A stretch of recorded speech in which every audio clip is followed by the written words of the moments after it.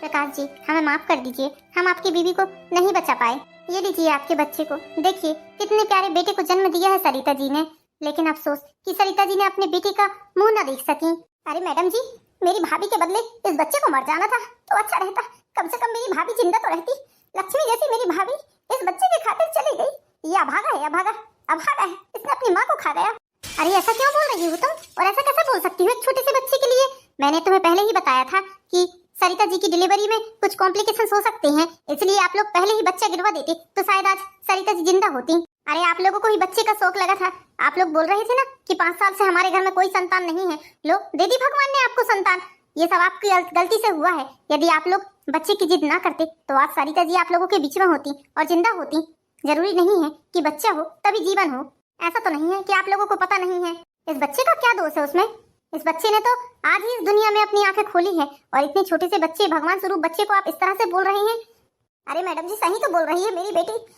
इस मनहूस, इस अभागे बच्चे ने हमारी बहू को खा गया। अरे हमें क्या मालूम था कि इसके जन्म लेते ही हमारी बहू इस दुनिया से चली जाएगी। अम्मा जी, एक बात बोलूं, सबसे ज्यादा शौक तो आपको ही लगा था कि आपका बारिश हो जाए। लो, बारिश हो गया। घर की लक्ष्मी को खो दिया आपने। अरे आप जैसे लोगों के कारण ही ऐसे डिलीवरी केस बिगड़ते हैं। आप लोगों के कारण ही बहुएं मरती हैं, मालूम? सब कुछ पता होने के बाद भी जानबूझकर आप लोगों ने सरिता की प्रेगनेंसी करवाई। अरे तो और क्या करते? क्या हम निर्वंशी रह जाते? हमारा परिवार चलाने वाला कोई न रहता। हमारा एक तो बेटा और जिसकी कोई संतान न होती तो हम निर्वंशी ही मर जाते। हमारा खानदान ही मिट जाता हमारे बेटे के बाद। तो आगे वंश बढ़ाने के चक्कर में आपने अपनी बहू को खो दिया। सरिता जी, मैंने आपको बार बार समझाया था। और अरे बहन जी, बड़ी मुश्किल से तो हमारी बहू को बच्चा कह रहा था, वो भी पहाड़ी वाले बाबा की कृपा से। पहाड़ी वाले बाबा ने बोला था कि माँ और बच्चा दोनों स्वस्थ ही होंगे, इसीलिए हमने हमारी बहू के गर्भपात नहीं करवाया। इस अंधविश्वास के चक्कर में ही आपने अपनी बहू को खोया है। अब लीजिए बच्चे को, मुझे दूसरी डिलीवरी करवाना है। इतनी टाइम नहीं है मेरे पास कि मैं यहाँ आपके साथ खड़े खड़े बातें कर सकूं। अरे खड़े खड़े क्या देख रही हैं? लीजिए बच्चे को, बच्चा आपकी जिम्मेदारी है। आप बच्चे को पालिए, बढ़िया से पालिए, खुश रहिए। सरिता की निशानी है ये। आज के जमाने में भी लोग इतने अंधविश्वासी हैं, मुझे तो यकीन भी नहीं होता है। पढ़े लिखे लोग होकर इस तरह गवार जैसी हरकतें करते हैं। और हाँ, रिसेप्शन में जाकर सारी फीस पैक कर दीजिए और सबको ले जाइए। अरे मनहूस, जी तो कर रहा है तेरा गला घोट कर तुझे ही मार डालूं। तूने मेरी बहू को खा गया, तूने मनहूस। सरिता के शव को घर ले जाया जाता है। सारे परिजनों के साथ मिलकर सरिता के अंतिम संस्कार की क्रिया की जाती है। उसके बाद धीरे धीरे करके बिन माँ का बच्चा धीरे धीरे करके बड़ा होने लगा। दादी ही उसका सारा काम करती थी, लेकिन वही नफरत भरी निगाहों से उसे देखा करती थी। हर समय बस उसे मनहूस के नाम से पुकारा करती थी। बच्चे के जन्म के बाद जो संस्कार होते हैं वो कुछ भी नहीं किया गया। सारे घर वाले बच्चे से बहुत नफरत करते थे। उसे सारे लोग मनहूस के नाम से पुकारते थे। बच्चा 2 साल का हो गया था, लेकिन 2 साल के अंदर ना ही पिता का प्यार मिला, ना ही परिवार वाले किसी सदस्य का प्यार मिला। 2 साल के बाद प्रकाश ने दूसरी शादी कर ली। दूसरी माँ के आने के बाद भी शुभम को वो प्यार, वो अपनापन नहीं मिल पाया जो बच्चा चाहता है। देखो बहू, तुम इस घर में आ गई हो तो अब इस घर की और इस बच्चे की जिम्मेदारी भी तुम्हारी है। अब जैसे भी हो, जो भी हो, तो इस बच्चे को पाल पोस कर तो बड़ा कर ही देना। मेरी सरिता बहू ने सारे घर को लेकर चला था। 5 साल तक उसने एहसास नहीं होने दिया कि वो इस घर की बहू है या बेटी। हर किसी को अपनापन और प्यार दिया, लेकिन इस मनहूस के पैदा होते ही हमारी बहू इस दुनिया से चल बसी। बेटा, हमारी बहू के जाने के बाद तो जैसे हम टूट ही गए हैं। बीमारी के चलते अब हमारा शरीर भी ज्यादा चलता नहीं है, इसलिए इस मनहूस की जिम्मेदारी अब हम तुम्हें सौंपते हैं। सरिता जैसी बनने के लिए हम तुम्हें नहीं बोल रहे हैं, लेकिन उम्मीद करते हैं बेटा कि सरिता के 1-2 गुण ही तुम में आ जाएंगे तो हमारा जीवन ही सफल हो जाएगा। बेटा, इस बच्चे की जिम्मेदारी आज से तुम्हें सौंपते हैं हम। मम्मी जी, आप जरा भी चिंता ना करिए, जाइए आप आराम करिए। अब अपने कंधों से ये जिम्मेदारी का बोझ उतार दीजिए। मैं कोशिश करूंगी कि मैं दीदी जैसे बन सकूं। धन्यवाद बेटा, बहुत बहुत धन्यवाद तेरा। अब तुझे तो पता है हमारी बेटी की भी शादी हो गई है। वो इस घर में रहती थी तो थोड़ा बहुत काम धंधा कर ही लेती थी। अब क्या बताएं, घर में इसलिए तो हमने 2-2 काम वाली रखी है। अब हमसे तो हमारा काम ही नहीं होता, ऊपर से ये मनहूस का काम अलग है। अरे हाँ मम्मी जी, आप चिंता मत करिए, मैं हूँ ना, मैं सब कुछ देख लूंगी। बस जाइए, अब जाकर आराम करिए। ठीक है बेटा, तब हम चलते हैं। मंजू, तुम सोचती होगी कि आते से ही मुझे जिम्मेदारियों का भार सौंप दिया, लेकिन मंजू, इस घर में बहू की बहुत जरूरत थी, इसलिए तो मैंने शादी की। वरना शादी के नाम से तो मेरा मन ही उचट गया है। सरिता के जाने के बाद तो मानो मेरा शादी ब्याह से एकदम ही दिल उचट गया था। वो तो ऐसा है, मेरी बहन निधि की भी शादी हो गई थी, वो भी ससुराल चली गई थी, इसलिए घर संभालना बहुत मुश्किल हो रहा था। बस इसलिए मैंने शादी की है। मैं हमेशा तुम्हें खुश रखने की कोशिश जरूर करूंगा और ये भी कोशिश करूंगा कि सरिता की जगह तुम्हें दे सकूं। बस आपने इतना बोल दिया, इतना ही काफी है मेरे लिए। वैसे इसे हमारे कमरे में क्यों लेकर आई हो तुम? ले जाओ इसे, माँ के पास छोड़कर आ जाओ। अजी माँ की तबीयत ठीक नहीं है, उन्होंने बच्चे को यहीं छोड़कर गई हैं, इसलिए मैंने इसे यहीं रख लिया है। आप एक काम करिए, मुंह हाथ धुल लीजिए, खाना खा लीजिए। मंजू, आज मेरे दोस्तों के साथ पार्टी है, बोल रहे हैं कि दूसरी शादी की खुशी में पार्टी दे, इसलिए मैंने पार्टी दी है। तो मैं आज दोस्तों के साथ ही खाना खाऊंगा और रात में थोड़ा लेट आऊंगा। तुम खाना खा पी कर सो जाना, मेरी रास्ता मत देखना। हाँ ठीक है जी, अच्छा हुआ कि आपने बता दिया, वरना मैं सारी रात आपकी रास्ता ही देखती रहती। हाँ ठीक है, तो मैं चलता हूँ। हे भगवान, ये कैसे घर में आकर फंस गई मैं। मेरे माँ बाप ने क्यों ऐसे घर में मेरी शादी कर दी, जहाँ पति पहले से ही शादीशुदा है और एक बच्चे का बाप है। बीवी मर गई तो क्या हो गया। मेरी माँ ने पैसे वाला देखकर शादी कर दी मेरी। कितनी बार मना किया था मुझे अपने बॉयफ्रेंड से शादी करने दो, लेकिन नहीं, मेरी माँ को तो पैसों की पड़ी थी। और तू रे क्या हंस रहा है देख देख कर, मनहूस कहीं का। चल चुपचाप सो जा, सो।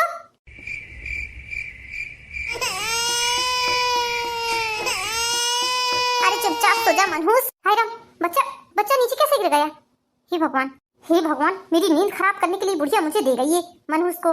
कैसे करूँ मैं इसे, कहाँ लेकर जाऊँ, कहाँ छोड़ूं।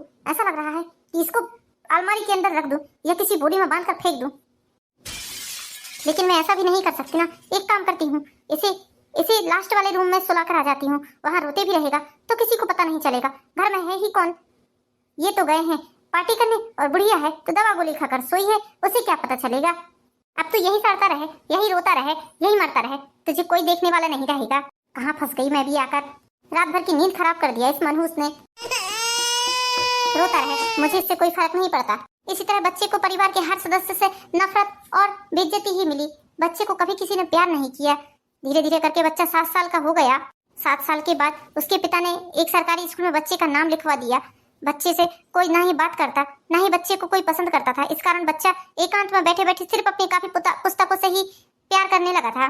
बच्चे का सारा समय अब सिर्फ और सिर्फ कापी पुस्तकों के साथ ही बीतता। बच्चा धीरे धीरे करके बड़ा होने लगा।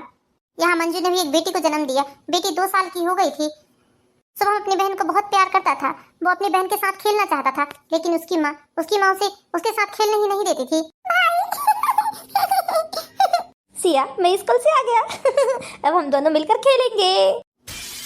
अरे मनहूस, मेरी बेटी के ऊपर से हाथ हटा। तेरी हिम्मत भी कैसे हुई मेरी बेटी को छूने की। चल जा, निकल यहाँ से। मामा, मैं तो सिया के साथ खेल रहा था, मैंने सिया को कुछ भी नहीं किया है। मम्मा मेरे बाल छोड़िए, मुझे दर्द हो रहा है। मेरे बाल छोड़िए मम्मा, प्लीज मम्मा। मनहूस कहीं का दोबारा मेरी बेटी को हाथ लगाएगा, बोल हाथ लगाएगा। और खबरदार, जो मुझे माँ बनने की कोशिश की तूने, तो मैं तेरी माँ नहीं हूँ, समझा ना। पैदा होते ही अपनी माँ को खा गया, अब क्या मुझे माँ बोलकर मुझे भी खाएगा। मेरी फूलसी बच्ची को हाथ लगा रहा है मनहूस। तेरे हाथ लगाने से मेरी फूलसी बच्ची मुरझा जाएगी। बोलो हाथ लगाएगा मेरी बेटी को, लगाएगा हाथ, सारी अकल ठिकाने लगा दूंगी तेरी। नहीं मम्मा नहीं, मैं दोबारा सिया को हाथ नहीं लगाऊंगा, नहीं खेलूंगा उसके साथ, नहीं खेलूंगा। भाई भाई, सिया बेटा चल चल मेरे साथ, मैं तुझे बादाम सेक देती हूँ, चल बेटा। मुझे भी भूख लगी है मम्मी, मेरे लिए भी। जाकर अपनी मरी हुई माँ से बोलना, वो तुझे ला कर देगी। खुद तो मर गई, यहाँ हमारे सर में बोझा बनाकर छोड़ गई अपनी बेटी को। अरे अपने साथ साथ अपनी इस बोझ को भी ले जाती। दादी दादी क्या हुआ आपको? आपको खांसी आ रही है, मैं आपके लिए पानी लाकर देता हूँ, ठहरिए दादी। हे राम, हे भगवान। दादी दादी आपको क्या हुआ? दादी, पापा, मम्मा, देखिए दादी को क्या हुआ। दादी पानी पी लीजिए। दादी दादी। अरे माँ को क्या हो गया? माँ माँ। प्रकाश जी, मम्मी जी इस दुनिया में नहीं रहे। मम्मी जी हम सबको छोड़कर जा चुकी है। प्रकाश, मम्मी जी हम सबको छोड़कर जा चुकी है। ये क्या बोल रही हो मंजू? माँ माँ ऐसे कैसे जा सकती हैं? दादी दादी दादी। चुप कर मनहूस, अभी तो माँ जी अच्छी भली थी। तूने न जाने क्या पिला दिया माँ जी को, जो माँ जी इस दुनिया से चली गई। अरे मनहूस, अपनी माँ को खा गया, अब हमारी माँ को भी खा गया तू। नहीं मम्मा, मेरा यकीन करिए, मैंने कुछ भी नहीं पिलाया है। बस दादी को खांसी आ रही थी तो मैं पानी लेने गया, उतने में आकर देखा तो दादी जमीन पर पड़ी हुई थी। अरे तू तेरी छाया भी मनहूस है। तू मनहूस है मनहूस। निकल जा इस घर से, निकल जा मैं कहती हूँ। मैंने कुछ नहीं किया, मैंने दादी को कुछ भी नहीं किया, मैंने दादी को कुछ भी नहीं पिलाया है, मेरा यकीन करिए। मनहूस खा गया अपनी दादी को भी, अपनी माँ को खा गया, अपनी दादी को खा गया, अब हम लोगों को भी खा जाए। मनहूस, प्रकाश को कोई फर्क ही नहीं पड़ता था उसके बेटे को इतना कुछ बोलती थी उसकी पत्नी, फिर भी उसे कोई फर्क ही नहीं पड़ता था। अपने बेटे से उसे कोई लगाव नहीं था, कोई फीलिंग नहीं थी उसकी। पहले तो बच्चे के साथ अम्मा जी ही थोड़ी बहुत गुस्से नाराजगी में बातचीत कर लेती थी, लेकिन अब तो बच्चा एकदम ही अकेला हो गया था। अम्मा जी के जाने के बाद सारे घर वालों के मुंह से बचपन से ही बच्चा मनहूस मनहूस सुनते आया था, इसलिए बच्चे के दिमाग में अपने आप के प्रति एक मनहूसियत की छवि बैठ गई थी। वो अपने आप को खुद ही मनहूस समझने लगा था, इसलिए वो हर किसी से दूरियां बनाकर रखता था। बच्चा अपने आप को एक कमरे में बंद रखता था, सिर्फ वो और उसकी काफी किताब, वहीं अपना समय निकाल लेता था। स्कूल के समय पर स्कूल जाता था और बाकी समय पर पढ़ाई लिखाई करता था। ना ही आस पड़ोस में उसके कोई दोस्त थे और ना ही घर परिवार में कोई उससे बात करता था। बच्चा धीरे धीरे करके बड़ा हो गया। बच्चा 18 साल का हो गया था। इस वर्ष बच्चे ने 12वीं पास कर लिया था। पढ़ाई लिखाई में शुभम बहुत होशियार था। शुभम हमेशा ही फर्स्ट आता था अपनी क्लास में और 12th क्लास में भी उसने 90 से ऊपर % बनाया था। लेकिन इन सब बातों का उसके लिए कोई महत्व नहीं था, क्योंकि उसने इन सब बातों का महत्व जाना ही नहीं था। वो तो सिर्फ पढ़ाई लिखाई से अपना लगाव रखता था, इसलिए उसके इतने नंबर आते थे। इस बात की खुशी जब परिवार वालों को नहीं थी तो वो भी खुश नहीं होता था।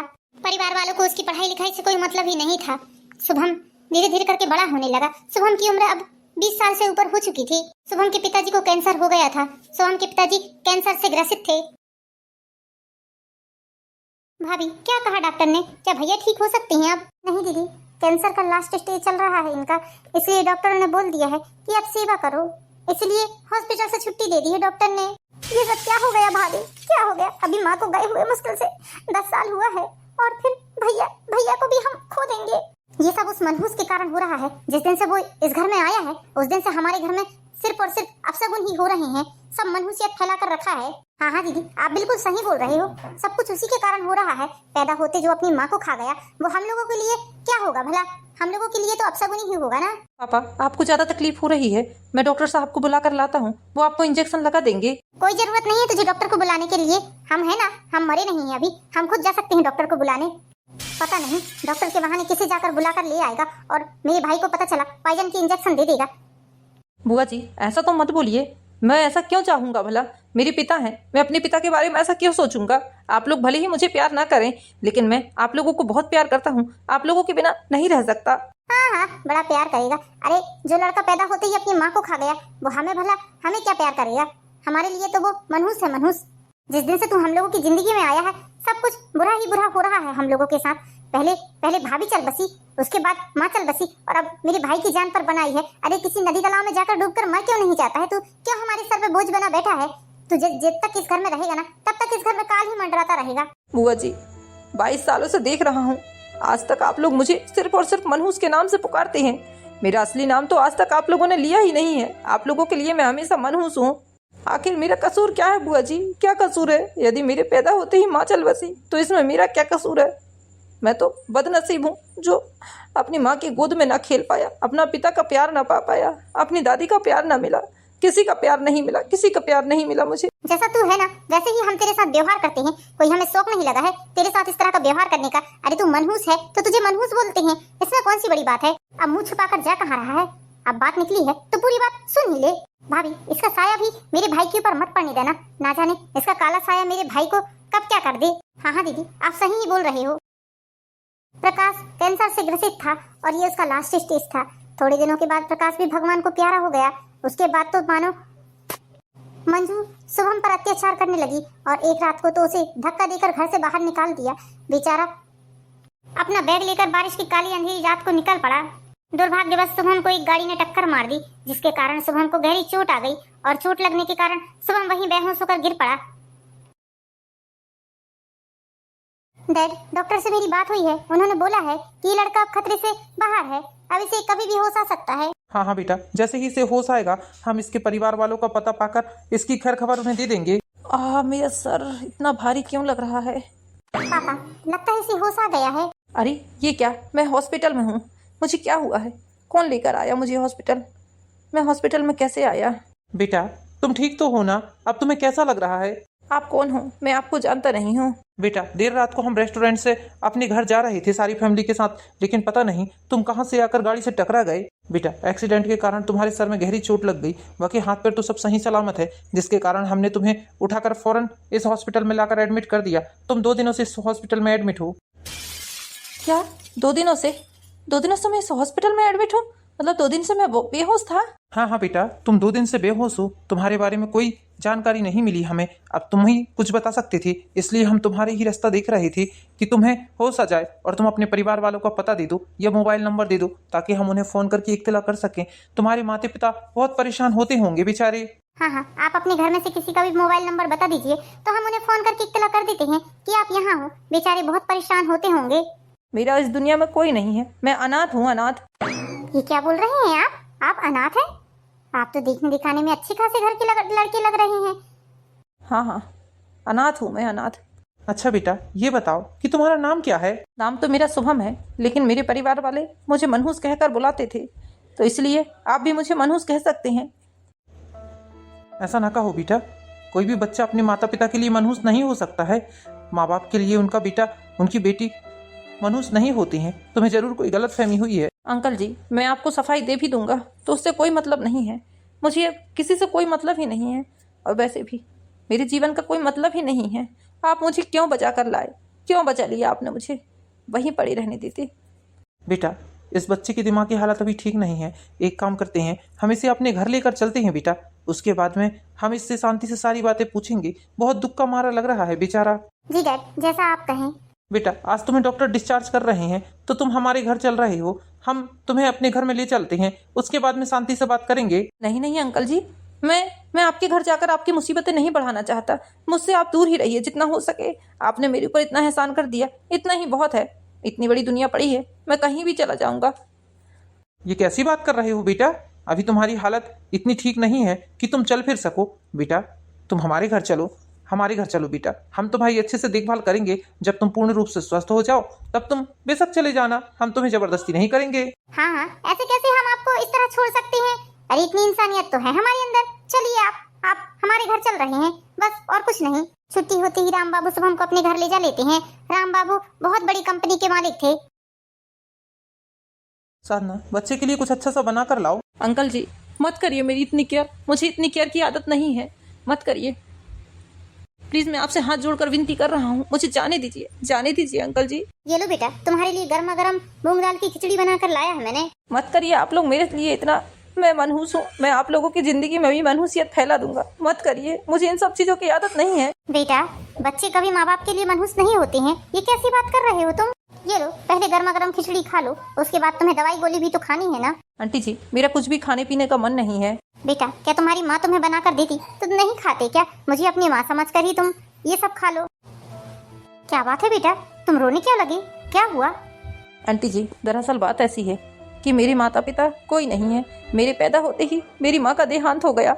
सारे परिवार वालों के लिए मैं मनहूस हो गया। किसी ने मुझे प्यार नहीं दिया, न माँ का प्यार मिला, न बाप का प्यार मिला, न दादी का, न बुआ का। सारे लोगों से मुझे अपमान और सिर्फ अपमान मिला। सभी लोग मुझे धुतकारते थे, मुझसे कोई प्यार से बात नहीं करता था। मैं तरस गया था ये शब्द सुनने के लिए जो आपने मुझे बेटा बोला है। शुभम अपनी आप बीती सारी बात बताता है और इन लोगों को शुभम की बात सुनकर बहुत दुख लगता है। बेटा, कोई इंसान इतना कैसे गिर सकता है? कैसे नवजात शिशु के साथ इतना बुरा व्यवहार कर सकता है?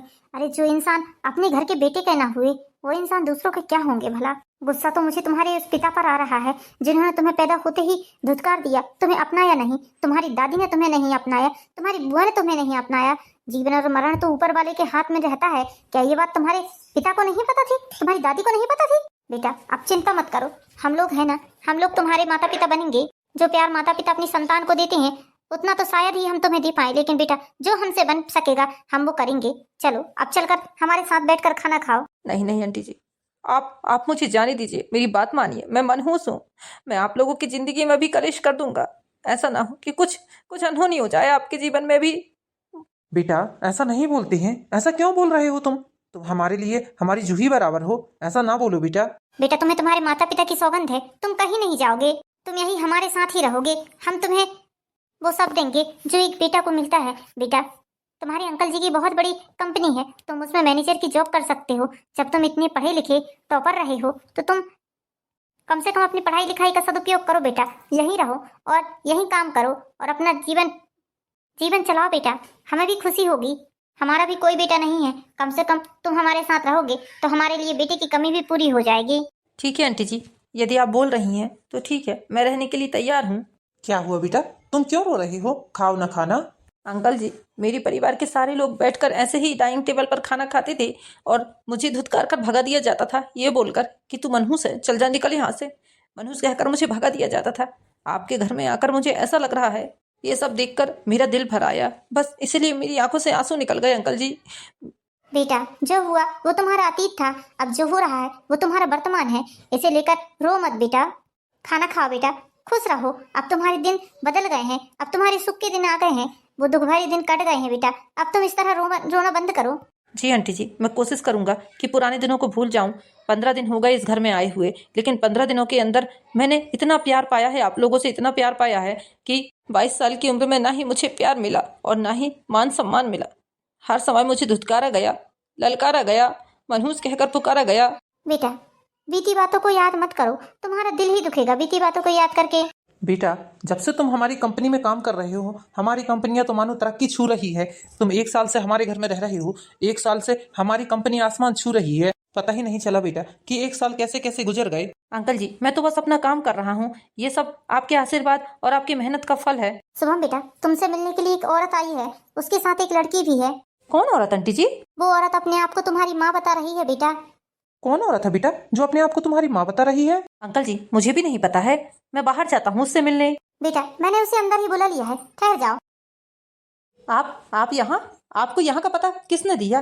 कहाँ से पता चला कि मैं यहाँ रह रहा हूँ? भाई भाई, आप कैसे हैं भाई? मुझे आपकी बहुत याद आती थी। बेटा, मुझे भी तेरी बहुत याद आती थी। शुभम बेटा, एक अखबार में भाई साहब की और तुम्हारी फोटो छपी थी, जिसमें तुम लोग मीटिंग कर रहे थे बहुत बड़े बिजनेसमैन के साथ। तब मैंने और बारीकी से पता किया तो पता चला कि तुम इन भाई साहब के घर में रह रहे हो। बेटा, तेरे जाने के बाद तो मानो सब कुछ बर्बाद हो गया है, सब बर्बाद हो गया। तेरे पिताजी चल बसे, तेरे पिताजी के जाने के बाद मुझे भी टीबी जैसी भयंकर बीमारी हो गई। बेटा, मैं भी बीमारी से ग्रस्त हूँ, ना ही घर में पैसे हैं, ना ही जमीन जायदाद बची है। सब कुछ नीलाम हो गया हमारा। क्या? ऐसा क्या हुआ जो सब कुछ नीलाम हो गया? अरे बेटा, तेरे पिताजी जब जिंदा थे तो पहले उन्होंने किसी से कर्ज लिया था। कर्ज का ब्याज इतना ज्यादा बढ़ा कि हमारा सब कुछ नीलाम हो गया, कुछ भी नहीं बचा। लोगों ने घर में आकर कब्जा कर लिया, घर को नीलाम कर दिया, हमारी जमा पूंजी सब चली गई तुम्हारे पिताजी की बीमारी में। उसके बाद जो कुछ बचा था मेरी बीमारी में चली गई। अब हम दोनों माँ बेटी एक आश्रम में रहते हैं। बेटा, आश्रम में रहकर मैं अपना बचा खुचा जीवन काट लूंगी, लेकिन बेटा मेरी बेटी को अपनी बहन के रूप में अपना लो बेटा। इतने सालों तक मैंने तुम्हें मनहूस कहा, तुम मेरे प्यार के लिए तरसते रहे, लेकिन मैं अभागन तुम्हें माँ का प्यार ना दे पाई बेटा। भगवान ने तुम्हारे जाते ही मुझे ऐसा कंगाल किया कि सब कुछ तबाह हो गया, सब बर्बाद हो गया। तुम्हें मनहूस कहना मेरी सबसे बड़ी गलती थी। घर वालों के साथ साथ मैंने भी तुम्हें बहुत धुतकारा है, बहुत अपमानित किया है। बताओ बेटा, बताओ, क्या तुम मेरी बेटी को अपनाओगे, मेरी बेटी को अपनी बहन बनाओगे? बताओ बेटा, बताओ। माँ, मैंने तो अपनी माँ की सूरत कभी देखी ही नहीं। जिस दिन से आप मेरे घर में आई थी तो मैंने आपको ही अपनी माँ माना था, दिल से माना था मैंने आपको अपनी माँ। लेकिन अफसोस कि मैं आपके प्यार के लायक नहीं रहा हूँ, तो आपका प्यार मुझे नहीं मिला जीवन भर। मैंने बहुत कोशिश की माँ कि मैं आपके दिल में उतर जाऊँ, आप मुझे अपना लो अपने बेटे के रूप में, लेकिन आपने नहीं अपनाया। मैं हर वो प्रयास करता जो आप मुझे बेटा रूप में अपना लेती, लेकिन मैं खरा नहीं उतर पाया आपकी कसौटी पर। माँ, इस जन्म में तो आपने मुझे माँ का प्यार ना दे पाया, लेकिन आने वाले जन्म में मुझे अपने बेटा जरूर बनाना माँ। भगवान से एक ही दुआ करूँगा कि आप मेरी माँ बने और मैं आपका बेटा बनूँ। उस जन्म में भगवान मुझे आपका प्यार जरूर दे। बहुत बड़ी बदनसीब हूँ बेटा मैं, जो अपने हीरे जैसे बेटे को अपने आप से दूर कर दिया। मैं अपने पेट से जन्मे बच्चे को भी इतना संस्कारवान ना बना पाती जितना संस्कार तुम्हारे अंदर है बेटा। तेरी माँ तो मर गई, लेकिन अपना संस्कारी बेटा हमारे लिए छोड़ गई थी, लेकिन अफसोस कि हमने उसे अपना ना पाया, तुझसे जीवन भर नफरत और अपमानित किया। मैं जा रही हूँ बेटा, मैं जा रही हूँ वृद्धाश्रम, वहीं रहूंगी। तू बस अपनी बहन का ध्यान रखना, इसकी जिम्मेदारी तेरे ऊपर सौंपे जा रही हूँ। इस जन्म में तो मैं तेरे लायक नहीं बन सकती बेटा। माँ, अब तो मैं कमाने लगा हूँ और खुशी इस बात की है कि अब आपने मुझे माफ़ कर दिया, अपना लिया माँ। इसलिए मैं इतना तो कमाने लगा हूँ कि हम तीनों का गुजर बसर आराम से हो सकता है। चलिए, हम तीनों एक घर में रहेंगे, किराए के मकान में ही रहेंगे। नहीं शुभम, तुम कहीं नहीं जा सकते। मैं तुम्हें बहुत प्यार करने लगी हूँ। 1 साल में पता ही नहीं चला कि मैं तुम्हें कब तुम्हारे बिना नहीं रह सकती शुभम, नहीं रह सकती।